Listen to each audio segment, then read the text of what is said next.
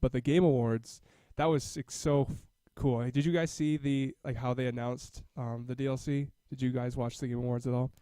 No, but I heard about it. Okay.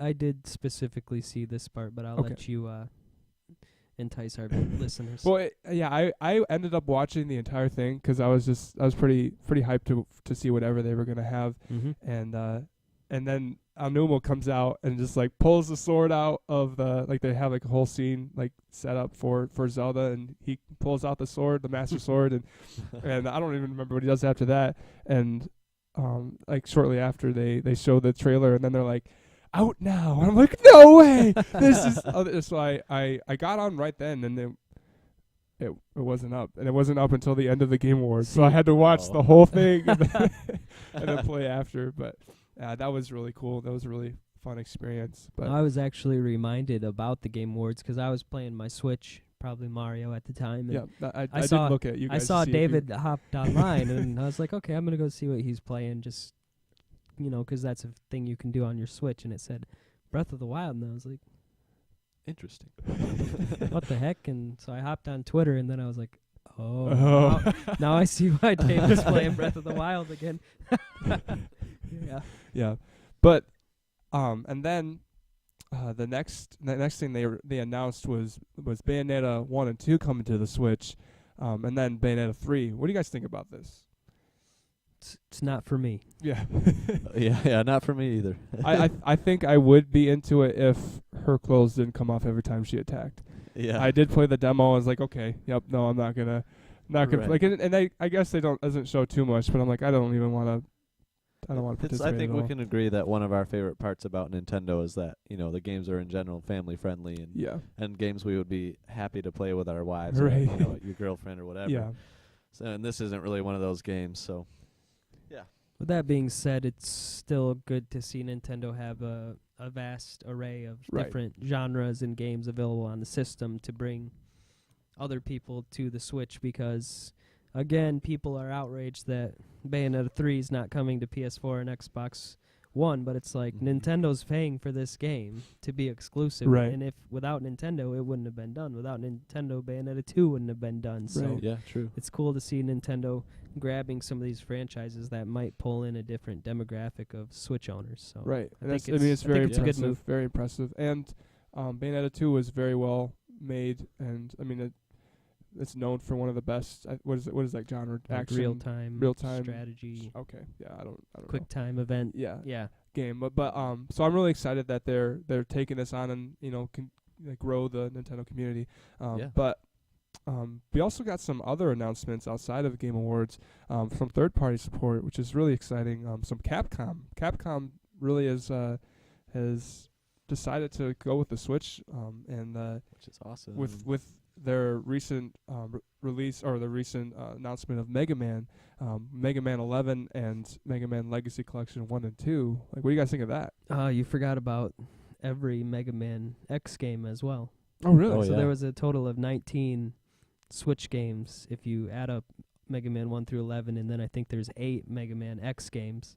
So I'm really hoping that they release Mega Man X on one big Legacy Collection as well. Because have you guys played the Legacy Collections? No, I haven't. It's actually a cool package because it's basically a wrapper for an emulator that has some of those features like save states, and I hear that the Switch versions are even going to have like a rewind feature and stuff. And Mega Man has been known to be difficult, and it has always kind of kept me away from the series. But I did play through Mega Man 2 just to see what the hype was all about in Legacy Collection, and I think that the Switch will be the platform where I try even more. And that's the only one I've ever played too, and I really liked Mega Man it. 2. Mega Man 2, yeah.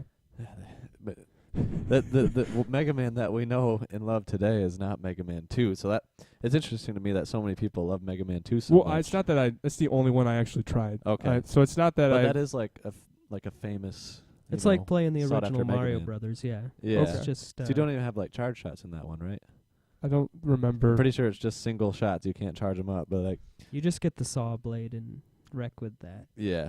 So I mean, if I'm really excited for the X collection, because those ones are super fun, and that's kind of when they came out on the Super Nintendo, people's minds were blown for how much they did to the series, and They're just classic. Like they're classic games to play. It's awesome. It's probably going to be a reasonable price to get like all 8 of the X's.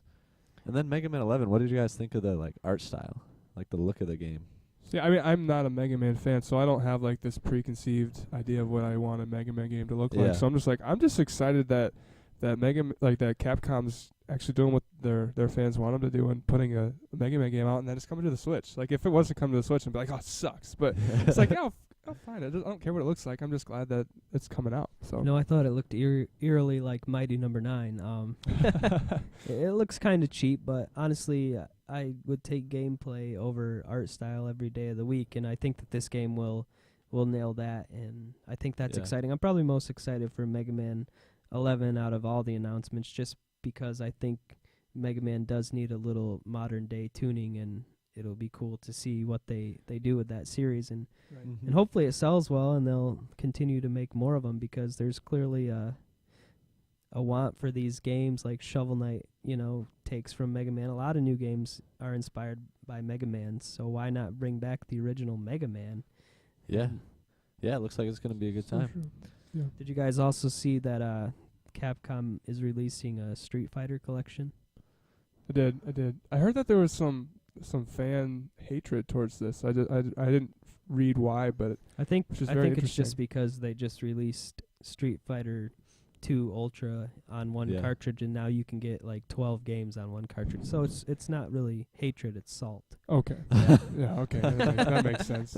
It's valid, but I mean, really, it's awesome that you can get, The fact that this is physical gives me hope that they'll do Mega Man, the X collection physical, and hopefully 11. I think 11's least likely to get physical, but it'd be sweet if they all were physical. Sure. Yeah, that'd be amazing. Yeah. Also, Nintendo has said that they've reached 10 million units worldwide. Now that's crazy. Congratulations. So Switch. cool. Like that. And I read something that Reggie was saying, like that it's so crazy that they've done this before the holidays, before not even a whole year, and like it's really on a path to be one of the fastest systems that Nintendo's ever had, and really like ever. So who's to say it might just stop after this year? Who knows? But it really depends on what Nintendo does in the future. Yeah. But it is very exciting as a Nintendo fan to see how 10 million is. I mean, Wii U had the 13 million, or was it 16? Might have been 13 million total in their total 5 years. Yeah. Like that is a huge turnaround for the company. Yes. Like very exciting. Thank you so much for watching Nintendo Believers Podcast. We really appreciate your support.